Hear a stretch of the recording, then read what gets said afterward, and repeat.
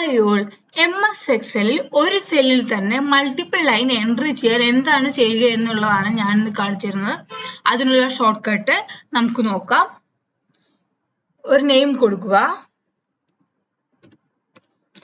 ഇനി ഇതേ സെല്ലിൽ തന്നെ അടുത്ത ലൈൻ വരാൻ ഓൾട്ട് അമർത്തി പിടിച്ച് എൻ്റർ അമർത്തുക. അടുത്ത നെയിം കൊടുക്കുക. ഓൾട്ട് അമർത്തി പിടിക്കുക, എൻ്റർ അമർത്തുക.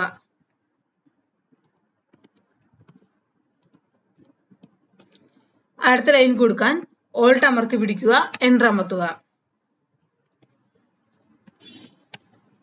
നോക്കൂ, ഒരു സെല്ലിൽ തന്നെ മൾട്ടിപ്പിൾ ലൈനായിട്ട് പേരുകൾ എൻ്റർ ആയിട്ടുണ്ട്. അതിനുവേണ്ടി നമ്മൾ ഉപയോഗിച്ച ഷോർട്ട് കട്ട് ഓൾട്ട് അമർത്തി പിടിച്ച് എൻ്റർ അമർത്തുകയാണ്.